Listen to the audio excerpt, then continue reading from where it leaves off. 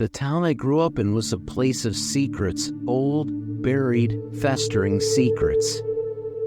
Most of the people here wore the scars of the past like faded tattoos.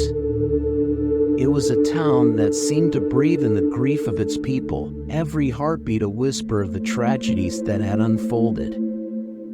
The old schoolhouse at the edge of town had seen more than its fair share of sorrow. Abandoned for decades, it was the last standing structure of a time most wished to forget. Yet, it was hard to escape it, especially for me. It was my job to check the schoolhouse before demolition. The town had decided it was finally time to tear it down and build something new, something to rid the place of its oppressive history. The job should have been a simple one. But when I stepped inside, the stale air, the smell of rot and decay, enveloped me. The schoolhouse seemed to pulse, as if alive. It had stood forgotten for so long, yet it felt as though it were waiting for me. The floors creaked underfoot, each step a reminder that I was not alone, though the building had been empty for years. I wandered through the dust-filled rooms, trying to push the creeping unease down. My flashlight flickered, casting grotesque shadows that seemed to move on their own. I had been in abandoned buildings before, but this one felt different. That's when I found the desk. Tucked in a corner, almost hidden beneath a blanket of dust, stood a lone desk.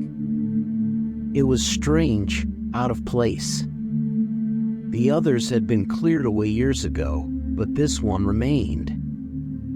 I moved toward it, my heartbeat increasing as though I had stumbled upon something forbidden. As I opened the drawer, I felt something brush against my hand, cold, unnatural.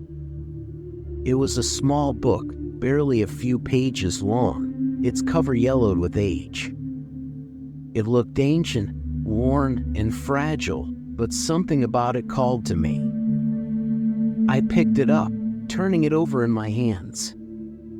It was odd, how it felt almost alive in my grasp, as if it had been waiting for me.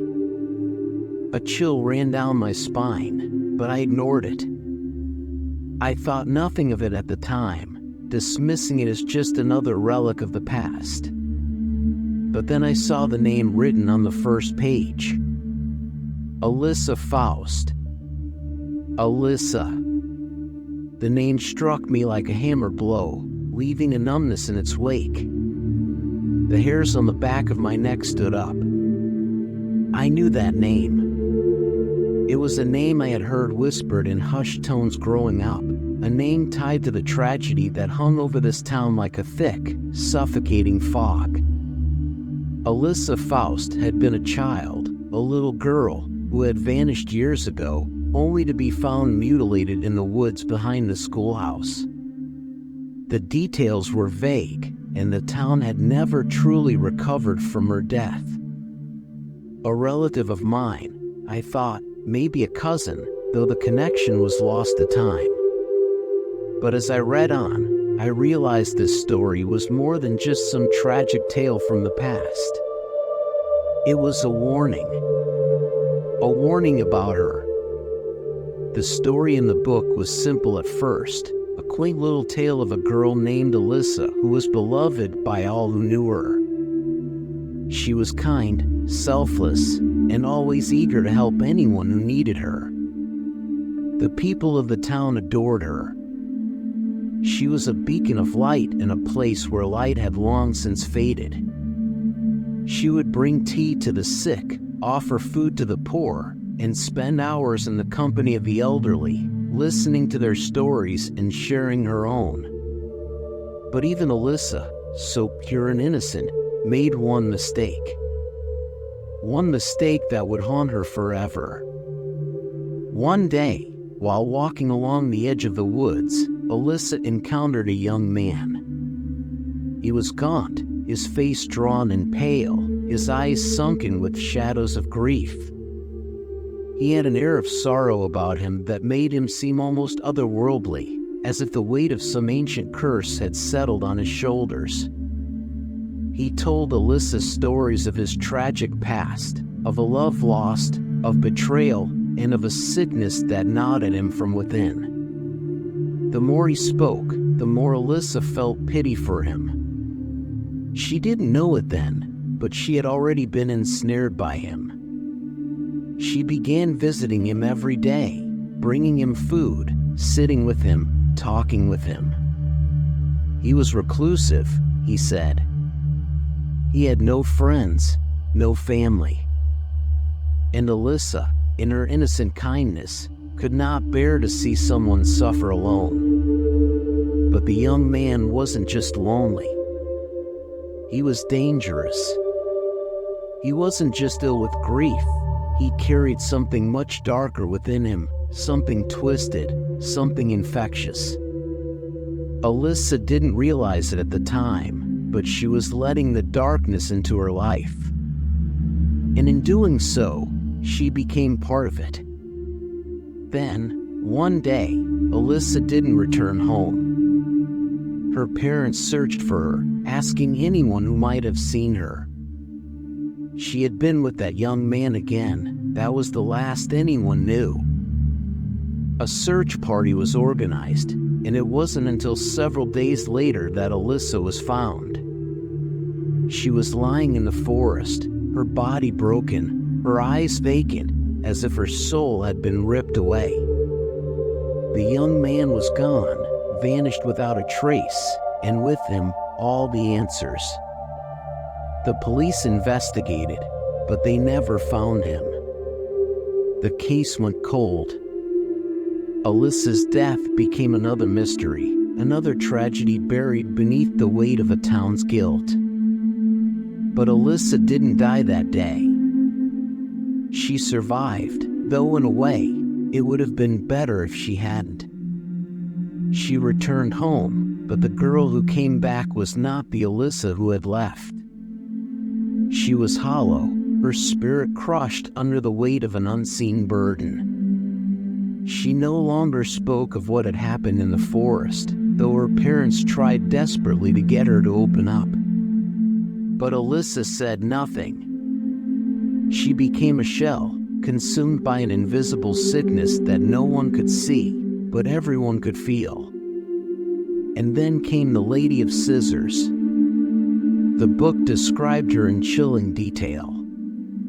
The lady was no ordinary person. She was an entity, a creature born from darkness itself. Her appearance was nightmarish, a woman with long, black hair that flowed like a river of shadows, and eyes that gleamed with an otherworldly, clouded light. But it was her hands that were the most terrifying. Her left hand held 2 pairs of scissors, large and long, the blades snipping and clicking in the air as though they had a mind of their own. Her right hand was worse. Its fingers had been replaced by scissors. Not mere blades, but sharpened, jagged metal that had been fused to her hand in a grotesque mockery of human anatomy. Her fingers had become twisted, jagged metal blades, each one connected to the next, like some monstrous form of a human hand. The Lady of Scissors did not speak at first. She entered Alyssa's home without warning, the snipping of her scissors echoing in the air. She did not ask for permission to come in, for she did not need it.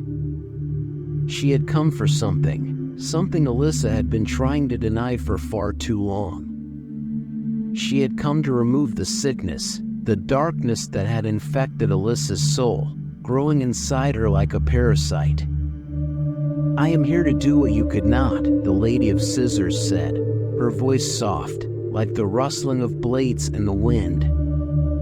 "I am here to cut away what has stained you, to remove the sickness that you have allowed to grow inside you." Alyssa tried to flee, but the lady was too fast. Her scissors sliced through the air, each snip sending a shock of terror down Alyssa's spine. The darkness inside her writhed and pulsed, trying to break free, but Alyssa was too afraid to face it. So she ran. She ran into the woods, the same woods where she had once been lost. The Lady of Scissors was always behind her, her scissors snipping, getting closer with every step. Alyssa could feel the sickness inside her growing, shifting, tightening around her heart. It was no longer just a part of her, it had become her, and she could not escape it. She stumbled through the underbrush, trying to find a place to hide, but the lady was relentless. Her scissors cut through the air, always just a step behind.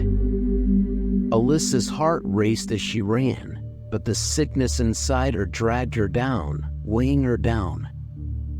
She could feel it, the thing that had been growing inside her all along. It was not the young man. It was her own guilt. The darkness she had let inside. The secret she had never told anyone. And now, it was too late to escape it. As the lady drew closer, Alyssa turned, ready to face her fate. The forest was alive with the sound of snipping scissors. And then, in a moment of clarity, Alyssa understood. The lady was not just coming for her. She was coming for all of them. The sickness was real. And it had a name. Alyssa's footsteps faltered as she plunged deeper into the forest, her breath ragged, her heart hammering like a drumbeat in her chest. The woods, once familiar and comforting, now seemed like a labyrinth of shadows, thick and suffocating. Every tree, every rustling leaf, felt like a living thing, watching her, waiting for her to falter. She could still hear the snipping, the relentless clicking of the Lady of Scissors blades cutting through the air.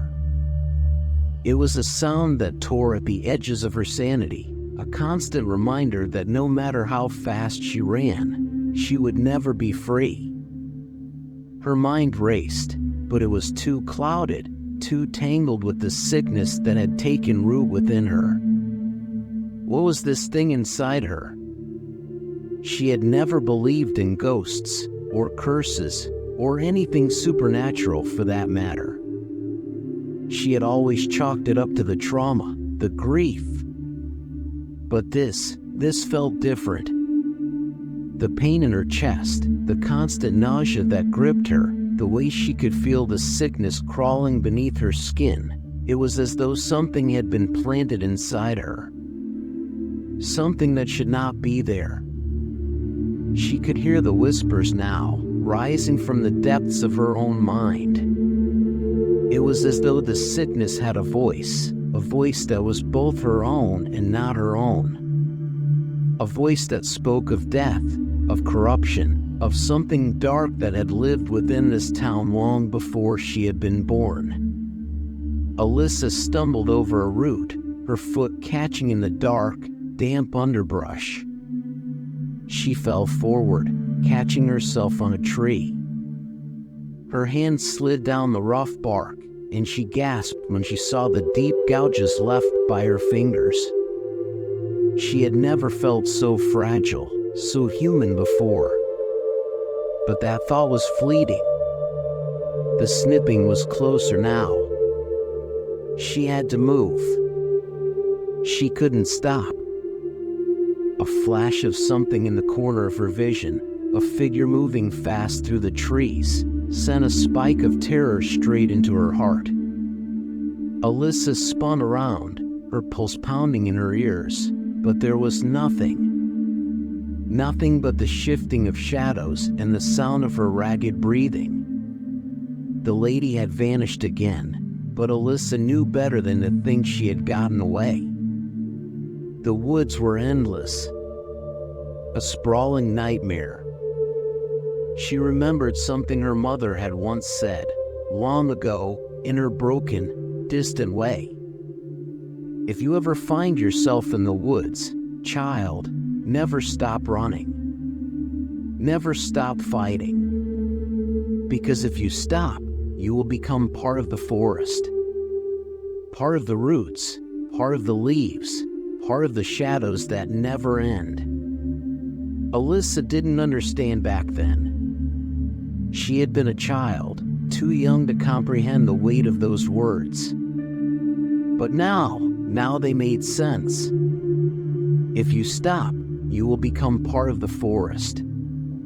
The trees seemed to close in on her as she ran. Her legs were burning, her breath ragged, but she had no choice but to push forward.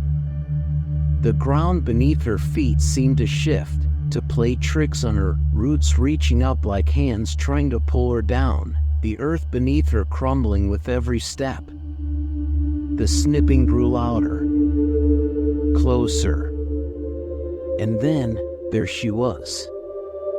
The Lady of Scissors. She stood at the edge of a clearing, her silhouette bathed in moonlight, and for a moment, it was as if the world had stopped turning. The silence was deafening, broken only by the occasional snip of her blades. Her eyes gleamed, clouded but sharp, watching Alyssa with a twisted satisfaction. "Why do you run?" the lady asked, her voice low and soothing, like the rustle of leaves in a forgotten graveyard. "You cannot escape what you are. You cannot outrun what you have become." Alyssa's chest tightened. The words were like poison, filling her lungs with a dread she couldn't shake. "You don't know me," she whispered, her voice trembling. "You don't know what I've been through." The lady tilted her head slightly, the blades of her scissors clicking together. "Oh, but I do." "You think you are the only one who knows pain? The only one who has suffered?" She stepped forward, the air around her humming with a strange, unnatural energy. "I see you. I see everything inside you." Alyssa wanted to scream, to fight, but she was paralyzed, rooted to the spot. The lady's gaze felt like ice crawling beneath her skin. "You're wrong," Alyssa managed to say, forcing the words past her throat. "I'm not like you. I'm not like him." The lady's lips curled into a smile that wasn't a smile at all. "You are exactly like him. And you will never be free until you accept it." Alyssa's mind reeled. Him. The young man. The one who had pulled her into this nightmare. The one who had fed her the lies, the stories of loss and sorrow. The one who had infected her with this sickness, this weight that had festered inside her until it had taken on a life of its own. Her knees buckled, and she fell to the ground, her hands clutching the earth beneath her as though trying to hold on to something solid. She could feel the sickness inside her, like something crawling beneath her skin, something twisting, growing, feeding. "Do you feel it?" The lady's voice was barely a whisper, like a caress against Alyssa's ear. "The darkness that has taken root inside you? The disease you have carried all this time, letting it grow and spread, feeding it with your pain, with your guilt. It is inside you, Alyssa. It is you."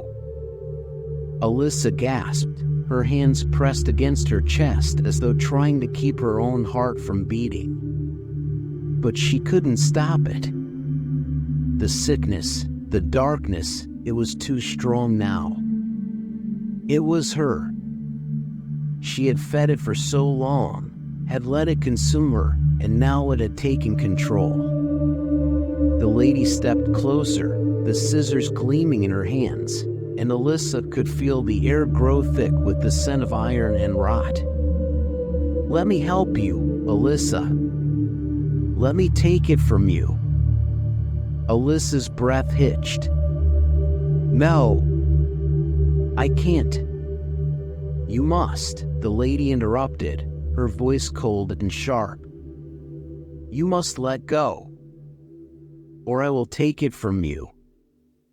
With a sudden, jerking motion, the lady lunged at her, the sharp blades of her scissors slicing through the air with a terrifying swiftness. Alyssa screamed, her body jerking back in a desperate attempt to escape, but the lady's hands were already upon her. The scissors scraped against her skin, and Alyssa felt the sharp sting of pain, the blood warm and sticky beneath her fingers. But it wasn't the pain that made her scream. It was the sickness. The feeling of something being ripped from her, something deep inside her, a part of her that had always been there but had never truly been seen. It was the truth. As the lady's scissors pressed closer, Alyssa realized with a sickening clarity what she had to do. She had to face it. She had to confront the thing that had haunted her all this time, the thing that had grown inside her like a parasite. It was the only way to stop the lady. The only way to stop the darkness from claiming her forever. With trembling hands, Alyssa pulled herself upright, her body trembling from the effort. The Lady of Scissors paused, watching her with a strange, almost curious expression. Alyssa closed her eyes and forced herself to feel. She felt the sickness inside her, coiling and writhing, pulsing like a living thing. It was cold, dark, consuming, but it was also her. The guilt, the fear, the trauma, the memories of the boy in the woods, the feeling of something unseen touching her soul. And then, with a scream of defiance, Alyssa tore into herself, her hands plunging into her own chest, digging into the raw, festering wound that had been growing inside her all this time. For the first time in years, she let go.